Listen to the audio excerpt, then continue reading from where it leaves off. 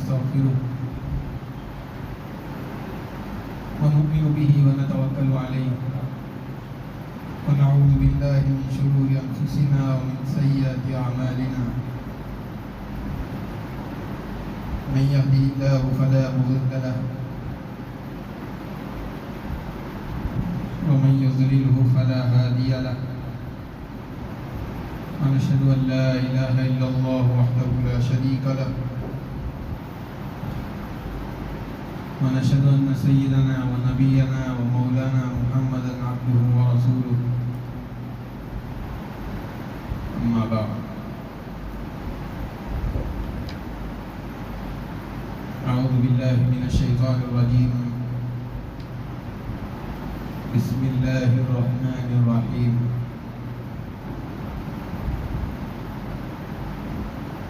ضربت عليهم الذلة والمسكنة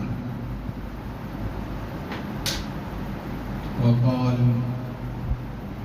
وأنتم الأعلون إن كنتم مؤمنين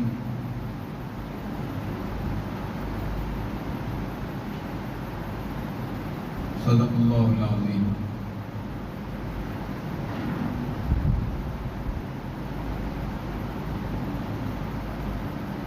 معزز سامعین کرام،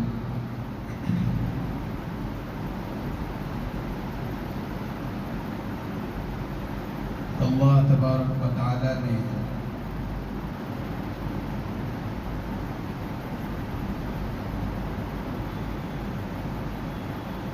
حضرت ابراہیم علیہ السلام کو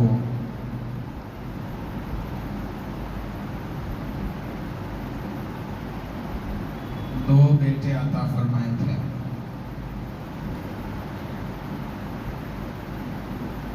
ایک حضرت اسماعیل علیہ السلام اور دوسرے حضرت اسحاق علیہ السلام.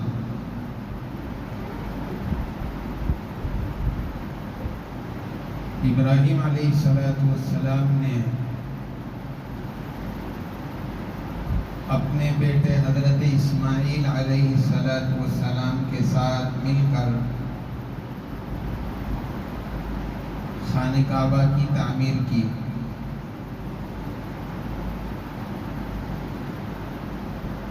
اور جب کعبۃ اللہ بن کر تیار ہو گیا تو ابراہیم علیہ السلام نے دعا مانگی اپنے لیے اور اپنے نسل کے لیے. اس میں ایک دعا آپ نے یہ بھی مانگی تھی، ربنا وبعث فیہم رسولا منہم، اے میرے پروردگار میری نسل میں رسولوں اور پیغمبروں کو بھیجیے. چنانچہ ابراہیم علیہ السلام کی دعائیں اللہ کے یہاں قبول ہوئیں اور اللہ تبارک و تعالی نے ان کی نسل میں پیغمبروں کو بھیجا.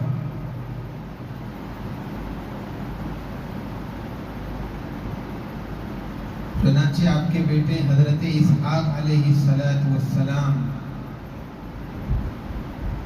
ان کے بیٹے حضرت یعقوب علیہ السلام، وہ بھی اللہ کے نبی اور پیغمبر، اور ان کے بیٹے حضرت یوسف علیہ السلام، وہ بھی پیغمبر. اس طریقے سے پیغمبروں کا ایک سلسلہ حضرت اسحاق علیہ السلام کے ذریعے سے ابراہیم علیہ السلام کی نسل میں چل پڑا. حضرت یعقوب علیہ السلام، ان کی کنیت اسرائیل ہے. اب ان کی نسل اور ان کی جو اولاد ہوئی جن میں پیغمبر بھی ہوئے اور غیر نبی بھی ہوئے، یہ سب بنی اسرائیل کہلائے۔ اسرائیل کے بیٹے، یعقوب علیہ السلام کے بیٹے، ان کا خاندان، قبیلہ۔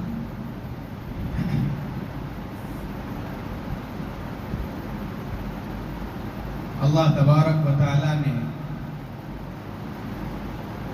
یہ نبیوں کا سلسلہ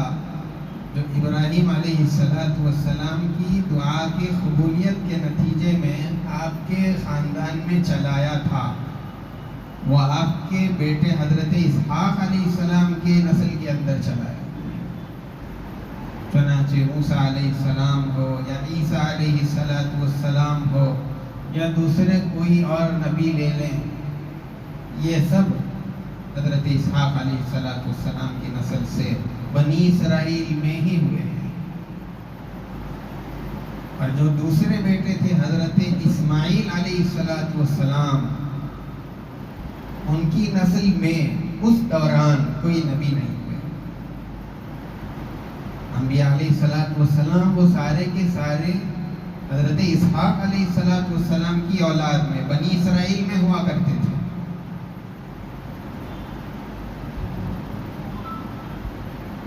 اور اللہ تعالیٰ نے بنی اسرائیل کو بہت ساری نعمتوں سے نوازا تھا، لیکن جتنا زیادہ ان کو نوازا گیا اتنے ہی سرکش اور نافرمان بنتے گئے۔ ان پر اللہ تعالیٰ نے کیا کیا انعامات نہیں کیے،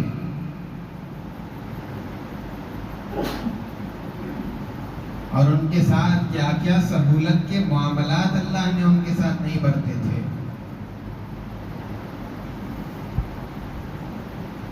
تاکہ وہ اللہ کے شکر گزار بن جائیں، اللہ کا شکر کرنے والے بن جائیں، اس کے لیے ان کے ساتھ یہ معاملات ہوئے تھے، لیکن وہ لوگ ناشکری پر ہی اڑے رہے۔ قرآن کریم کے اندر کئی جگہ پر ان پر ہونے والے انعامات کا تذکرہ، اور پھر ان لوگوں نے جو اس کی ناشکری کی، ان نعمتوں کی ناقدری کی، اس کا بھی ذکر اللہ نے ساتھ ساتھ کر دیا۔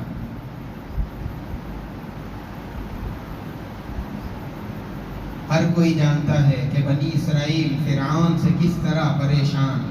ان کے بچوں کو قتل کر دیا جا رہا تھا۔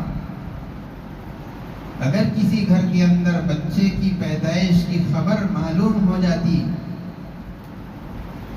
تو کچھ پوچھے بغیر اور کچھ سوچے سمجھے بغیر اس لڑکے کو چھین لیا جاتا اور ختم کر دیا جاتا۔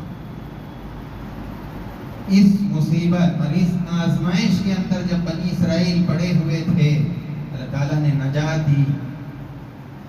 فرعون سے چھٹکارا دلا کر کے یہ بڑی نعمت سے ان کو نوازا۔ قرآن کریم نے اس کا ذکر وَإِذْ نَجَّيْنَاكُمْ مِنْ آلِ فِرْعَوْنَ، یاد کیجیے اس وقت کو جب ہم نے بنی اسرائیل کو آل فرعون سے نجات دلائی تھی۔ يُذَبِّحُونَ أَبْنَاءَهُمْ وَيَسْتَحْيُونَ نِسَاءَهُمْ وَفِي ذَلِكُمْ بَلَاءٌ مِّن رَّبِّكُمْ عَظِيمٌ، وہ بچوں کو مار دیتے تھے اور عورتوں کو یوں ہی زندہ چھوڑ دیتے تھے۔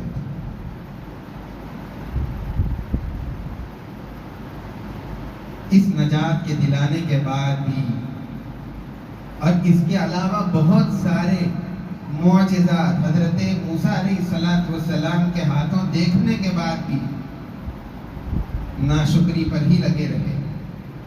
اللہ کی ان نعمتوں کی شکر گزاری نہیں کی، اللہ کی طرف سے ملنے والے انعامات کی قدردانی نہیں کی۔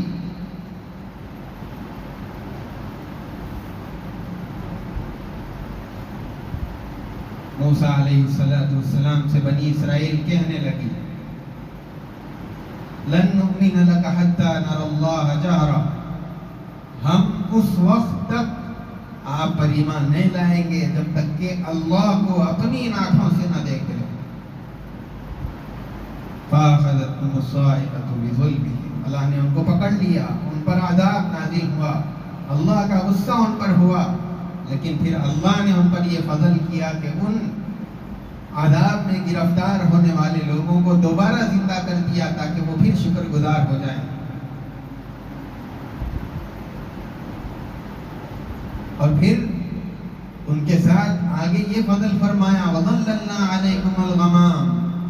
ان پر بادل ہمیشہ سایہ کرتا تھا، دھوپ میں گھومنے پھرنے کی ضرورت نہیں تھی. وَأَنزَلْنَا عَلَيْكُمُ الْمَنَّ وَالسَّلْوَىٰ، من اور سلوہ کو ان کے لیے روزی کے طور پر نازل کر دیا تاکہ ان کے لیے سہولت اور آرام رہے. اور کہہ دیا گیا کُلُوا مِن طَیِّبَاتِ مَا رَزَقْنَاکُمْ.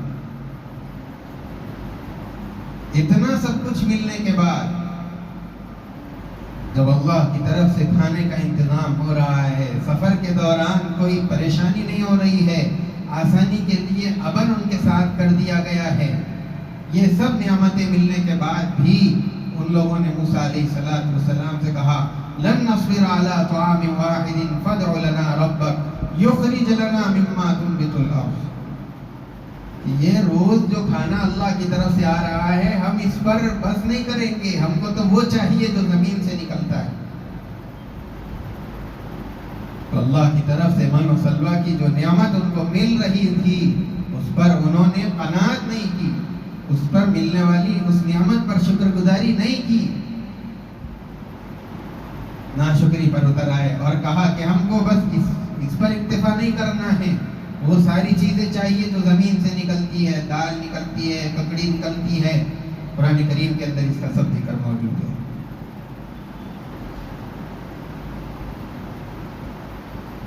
پھر موسیٰ علیہ السلام کے ذریعے سے ان سے پوچھا بھی گیا کیا تم اس چیز کو جو اللہ کے یہاں سے آ رہی ہے، جو بہتر چیز ہے، اس کے بدلے میں دوسری چیز کو چاہتے اور پسند کرتے ہو؟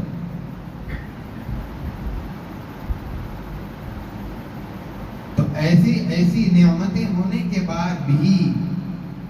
وہ لوگ ہمیشہ اللہ کی ناشکری کے اندر، اللہ کی نافرمانی کے اندر. جب حکم دیا گیا تھا موسیٰ علیہ السلام کی ذریعے سے کہ تم گائے کی قربانی کرو، ہیلے کرنے لگے، بہانے بنانے لگے اور وہ اس کو کرنا نہیں چاہتے تھے. لیکن جب معاملہ بہت سخت ہو گیا، تنگ ہو گیا، تو پھر اس کے کرنے پر مجبور ہو گئے اگرچہ کہ وہ کرنا نہیں چاہ رہے تھے.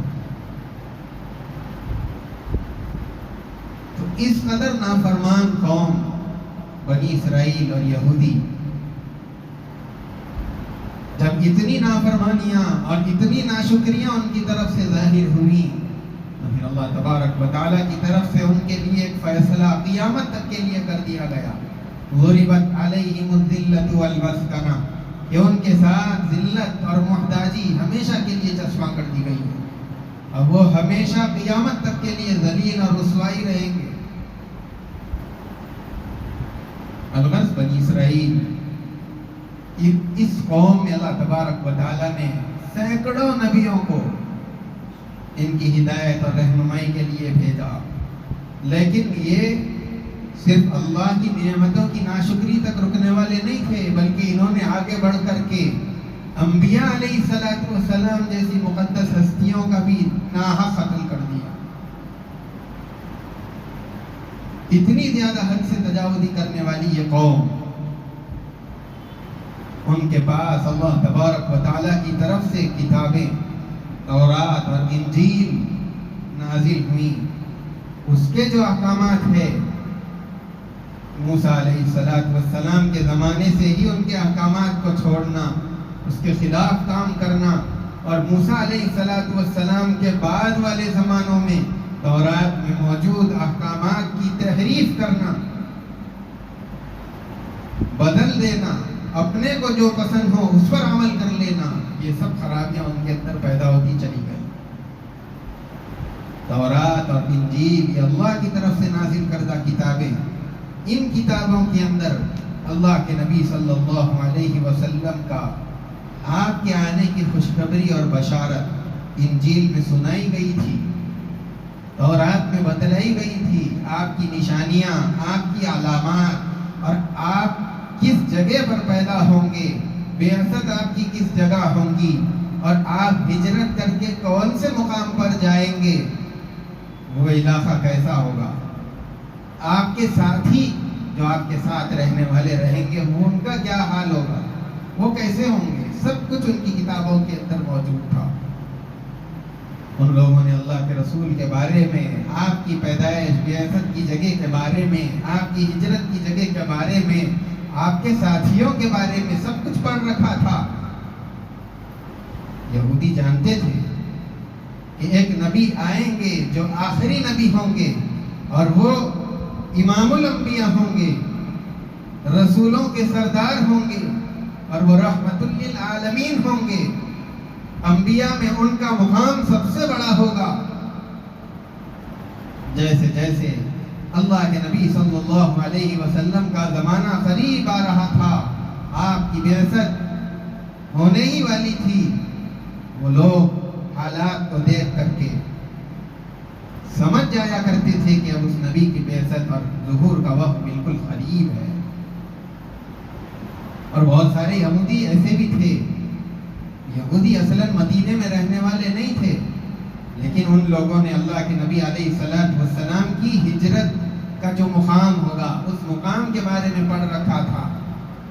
اور وہ لوگ جب مدینے سے گزرتے تھے اپنے تجارتی سفر کے لیے ہو یا کسی دوسرے ملک کے سفر کے لیے جا رہے ہوں، جب مدینے کے پاس سے گزرتے تو وہ مدینے کے اندر وہ ساری نشانیاں، وہ ساری علامتیں پاتے تھے جو کتاب کے اندر لکھی ہوئی ہیں کہ یہ آخری نبی کے ہجرت کا مقام ہوگا۔ چنانچہ انہی نشانیوں کو دیکھتے ہوئے بہت سارے یہودی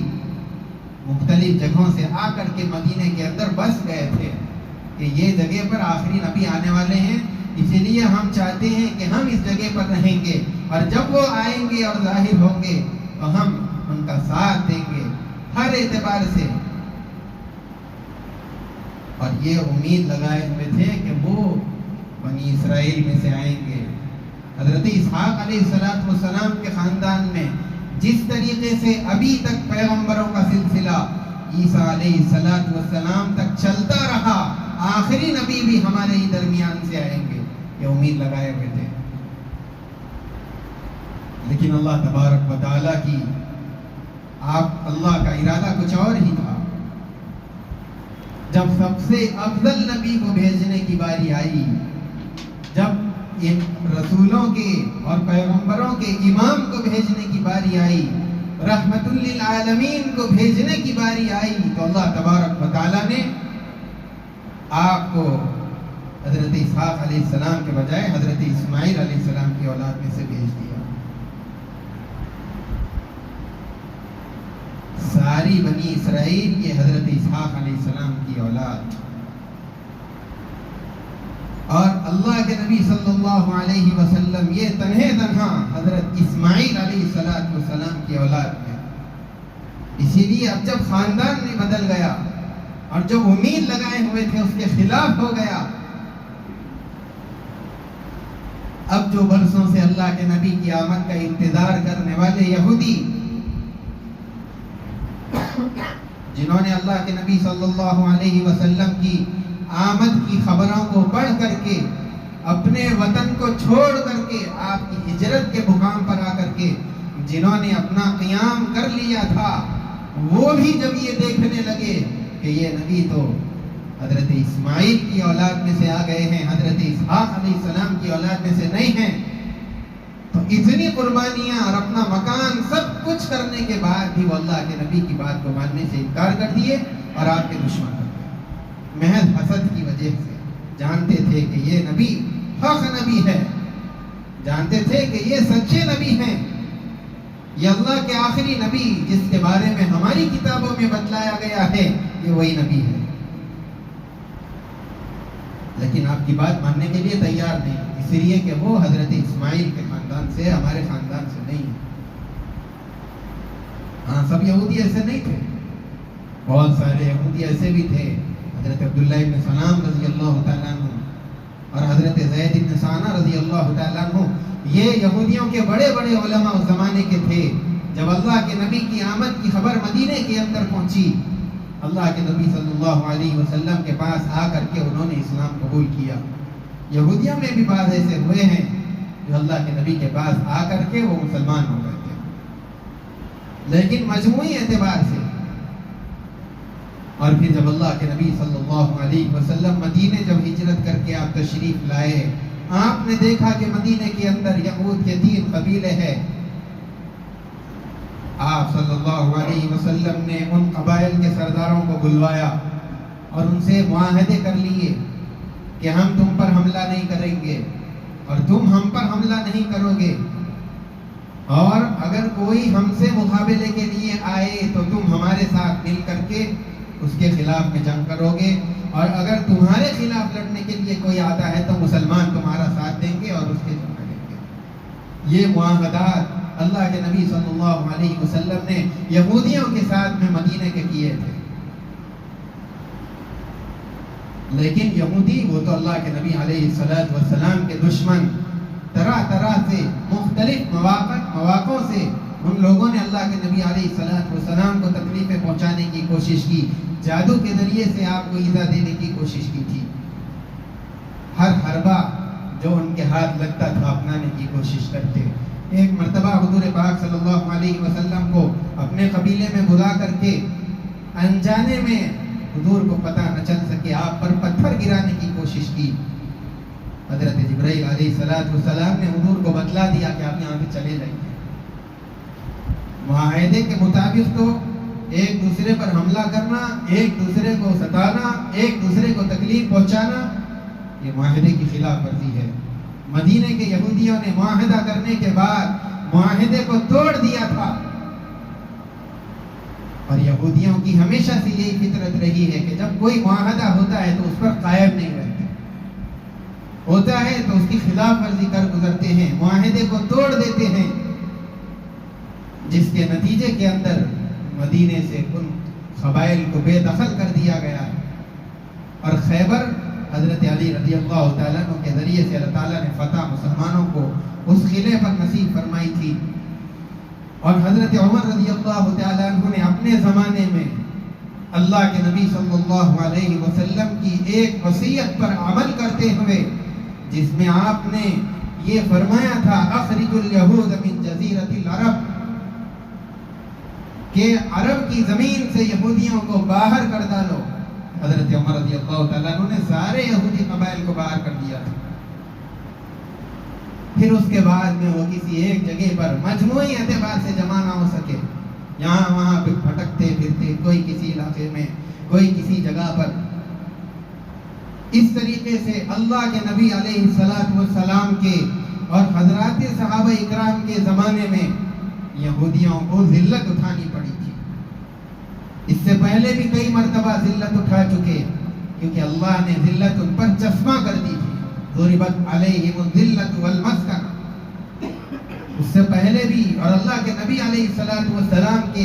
زمانے اور حضرات صحابہ کے زمانے میں بھی مدینے سے ذلت کے ساتھ میں نکال دیے گئے، گھر چھوڑ کر کے، باغات چھوڑ کر کے، سامان سب جتنا اپنے اوپر اٹھا سکتے ہیں اس کو اٹھا کر لے جانے کی اجازت تھی، بس اتنا لے کر کے وہ شہر سے چلے گئے، مدینہ چھوڑ دیا، تو ذلیل کر کے وہاں سے بھی نکال دیے گئے۔ اور پھر بعد والے زمانوں کے اندر بھی مختلف مواقع سے مختلف علاقوں کے اندر ذلیل ہوتے رہے۔ ہٹلر کے بارے میں کس نے نہیں سنا کہ اس نے کتنے یہودیوں کو مارا تھا، قتل عام ہوا تھا، وہاں پر بھی ذلیل ہوئے۔ اور پھر ابھی ایک موقع باقی ہے جہاں پر وہ انتہائی ذلت اٹھائیں گے، اور وہ اس وقت ہوگا جب حضرت عیسیٰ علیہ السلام کا نزول ہو جائے گا، اور وہ مسلمانوں کے لشکر کے ساتھ لے کر کے ایک ایک یہودی کو جو دجال کی پیروی کر رہا ہوگا قتل کریں گے۔ کوئی چھپنے کی پناہ گاہ ان کو نظر نہیں آئے گی، درخت کے پیچھے چھپ جائیں گے، درخت مسلمان کو آواز دے کر کے اپنی طرف بلائے گا اور اس چھپنے والے یہودی کی خبر پہنچا دے گا۔ پتھر ان کو پناہ نہیں دیں گے، کوئی پتھر کے پیچھے چھپ جائے، وہ پتھر آواز دے کر کے ایمان والوں کو اپنی طرف میں بلائے گا اور اس کے چھپے رہنے کی خبر مسلمان کو کر دے گا، تو وہ آخری ذلت ہوگی۔ دیکھیے آدمی جب کوئی عام آدمی ہو، اگر وہ آدمی کوئی ایسا کام کرتا ہے جس کی وجہ سے اس کی رسوائی اور اس کی ذلت ہوتی ہے تو کوئی زیادہ شور شرابہ اور چرچا نہیں ہوتا۔ لیکن اگر شہر کے کوئی معزز شخص، شہر کا کوئی بڑا آدمی، لوگوں کے دلوں میں جس کی عظمت ہو، لوگوں کے دلوں کے اندر جس کا مقام اور مرتبہ ہو، اگر وہ آدمی کوئی غلط کام کر بیٹھے تو اس کی بدنامی پورے شہر میں پھیلتی ہے اور وہ پورے شہر کے اندر رسوا اور ذلیل ہوتا ہے. اور یہ مشہور آدمی کی جو ذلت ہوتی ہے وہ عام آدمی کی ذلت سے کہیں زیادہ ہوتی ہے. تو ذلیل کرنے کے دو طریقے ہیں، ایک تو یہ کہ عام آدمی ذلیل ہو جائے، اور دوسرا یہ کہ پہلے اس کو خوب شہرت دے دی جائے، ہر زبان پر اس کا نام چڑھا دیا جائے. اب یہ جو فلسطین کے اندر اسرائیل قائم کرنے کی کوشش ہو رہی ہے اور ایک شیطانی حکومت اور سلطنت بنانے کی اور دجال کو لے کر آنے کی تیاریاں تیزی کے ساتھ میں چل رہی ہے، اللہ کا ایک نظام ہے، اس کے ذریعے سے وہ ان یہودیوں کو پوری دنیا کے اندر ہر ایک کی زبان پر لانا چاہتا ہے، ہر ایک کی زبان پر ان کا چرچا ہو جائے. یہاں تک کہ جتنے بھی ممالک ہیں، مسلمان ممالک ہو یا غیر ممالک ہو، ہر ایک اس کے خلاف بولنے سے، اس کے خلاف آواز کے اٹھانے سے ڈر رہے ہیں اور اس کو سب سے طاقتور سمجھتے ہیں. گویا کہ اب بلندیوں پر اس کو پہنچا دیا گیا اور جتنی اونچائی تک اس کو لے جایا جا سکتا تھا وہاں تک اس کو پہنچا دیا گیا. اللہ نے اس کو وہاں تک لے کر چلے گئے. اب اس کے بعد حضرت عیسیٰ علیہ السلام کا جب نزول ہوگا، دجال قتل ہوگا، یہودی جس وقت مارے جائیں گے تو اتنی اونچائی سے نیچے ذلت میں گریں گے. تو وہ سب سے زیادہ ذلیل اور ذلت والا مقام ان یہودیوں کے لیے ہوگا جو حضرت عیسیٰ علیہ السلام اور ان کے لشکر کے ہاتھ سے مارے جائیں گے. اللہ کے نبی صلی اللہ علیہ وسلم نے آپ نے فرمایا، ایک مرتبہ صحابہ اکرام رضوان اللہ علیہ مجمعین بیٹھے ہوئے تھے، آپ نے ان سے فرمایا کہ ایک زمانہ اس امت پر ایسا آنے والا ہے کہ کفار اور باطل لوگ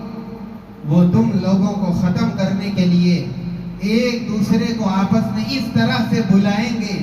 جیسے بھوکے لوگ آپس میں ایک دوسرے کو دستر پر بلاتے ہیں اور پیالے کے اطراف جمع ہو جاتے ہیں. صحابہ میں سے کسی نے اللہ کے نبی سے سوال کیا کہ اللہ کے نبی، کیا اس وقت ہماری تعداد کم ہو جائے گی کہ جس کی وجہ سے ہم ان کا مقابلہ نہیں کر پائیں گے؟ حضور پاک صلی اللہ علیہ وسلم نے بتلایا کہ نہیں، اس وقت میں تمہاری تعداد بہت زیادہ ہوگی لیکن تمہاری حالت گھاس کے ان تنکوں کی طرح سے ہوگی جو سیلاب کے پانی کے اندر بہہ کر کے چلے جاتے ہیں، اس کی کوئی حیثیت اور کوئی وقعت نہیں ہوتی. صحابہ نے پوچھا کہ یہ حال اس وقت میں کیوں ہو جائے گا؟ آپ نے بتلایا کہ دنیا سے محبت اور مال سے محبت دل کے اندر بیٹھ جائے گی اور موت کا خوف مسلمان کے دل کے اندر آ جائے گا، اسی لیے یہ حالت امت کی ہو جائے گی. یہ تو یہودیوں کے لیے کہ قیامت تک وہ ہمیشہ ہر زمانے میں مختلف دور کے اندر ذلیل ہوتے رہیں گے اور آخری مرتبہ پھر ذلیل ہوں گے. لیکن مسلمانوں کے لیے بھی ایک معیار بتلا دیا گیا ہے کہ تم عزت اسی وقت پا سکتے ہو وَأَنْتُمُ الْأَعْلَوْنَ إِن كُنْتُم مُؤْمِنِينَ، اگر ایمان والے رہے تو ہی تم سر بلند رہیں گے. اگر تم نے ایمان کو چھوڑ دیا اور کامل ایمان اپنانے سے اپنے کو پیچھے رکھا تو پھر عالم کے اندر آج مسلمانوں کے ساتھ جو حال ہو رہا ہے وہ اسی کا نتیجہ ہے. کیا ہوگا، نتیجہ کیا نکلے گا، اس کو سمجھانے کی ضرورت نہیں ہے. آج مجموعی اعتبار سے پورے مسلمان اسلام کی جو تعلیمات ہے اور ایمان کے اسلام کے جو احکامات ہیں، تقریباً امت ان احکامات کے پورا کرنے سے رکی ہوئی ہے، چھوڑی ہوئی ہے. گنے چنے پرسنٹ مسلمان ہیں جو نماز روزہ کر لیتے ہیں، باقی امت تو دنیا کی محبت اور دنیا کی چمک دمک اور فیوچر اور اسی کے اندر پڑھ کر کے اپنی ساری زندگی گزار رہی ہے. آخرت سے غافل ہے، ایمان کامل سے غافل ہے، اسلامی تعلیمات سے غافل ہے. مسلمان مسلمان ہر جگہ پر ذلیل ہو رہے ہیں. اسی کا نتیجہ ہے کہ ایمان کامل ان کو حاصل نہیں ہے. اسی لیے صحابہ اکرام رضوان اللہ علیہ مجمعین مٹھی بھر ہونے کے باوجود بھی ایمان کامل ہونے کی وجہ سے بڑے سے بڑے لشکر کے سامنے ہمت کے ساتھ کھڑتے تھے اور اللہ کی مدد اور نصرت ان کے ساتھ رہتی تھی. جہاں جاتے تھے فتح ان کو نصیب ہوتی تھی. عزت کے ساتھ میں زندگی گزارے اور عزت کے ساتھ دنیا سے گئے. ایمان والے اگر آج اس زمانے کے اندر بھی کامل ایمان والے بن جائیں اور اپنی آخرت اپنے ایمان کے بارے میں سوچنا شروع کریں, اسلام کے جو تعلیمات ہے حقیقی طور پر اس پر عمل پیرا ہو جائیں, تو پھر عزت ان کو ملے گی. یہاں عزت کے ساتھ رہیں گے اور عزت کے ساتھ دنیا سے جائیں گے, آخرت میں بھی عزت کے مقامات ملیں گے. اللہ تبارک و تعالی تمام مسلمانوں کی جان اور مال کی حفاظت فرمائے. تمام مسلمانوں کو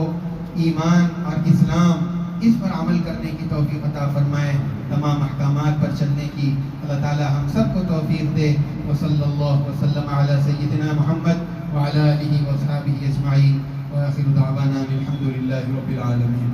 جو حضرات سنت نہیں پڑھے سنت پڑھے.